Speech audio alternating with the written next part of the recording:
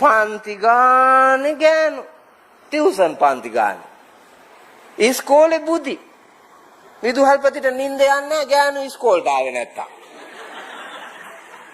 ඔව්. බොරු නෙමෙයි මේ කියන්නේ. අපි ඉස්කෝලේ යන කාලේ ඉස්කෝලේ අතු ගෑවේ අපි. කළු ලෑල්ල කළු කෙරුවේ අපි. කළු හොයාගත්තේ අපි. කළු දිය කරන්න එඬරු කිරි හොයාගත්තෙත් අපි. මිදුල් අතු ගෑවේ අපි. වැට හැදුවේ අපි. පන්තිය හැදුවේ අපි. සෙල්ලංගේ හැදුවේ අපි. අම්මා ගියේ නෑනේ බුදියන්න. ඉස්කෝලේට යවුවේ ඒවා පුරුදු කරන්නනේ. ගෙදරින් අතු ගන්න බැරි එක ඉස්කෝලෙන් අතු ගන්න පුරුදු කරනවා. වැඩ කරන්න පුරුදු කරනවා.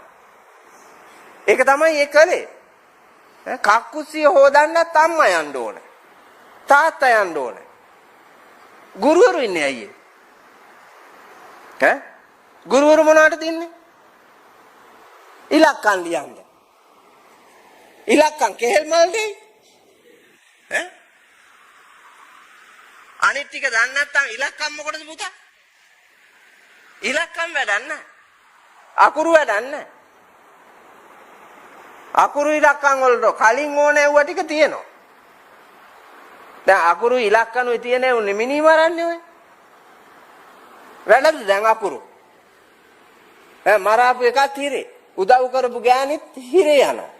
ජීවිතාන්තයටම හිරේ. දැන් අකුරු ලියලා උපාධිත් තියෙනවා. මනුස්සකම නැහැ. සත්පුරුෂ භාවය නැහැ. සත් ක්‍රියාවන් නැහැ.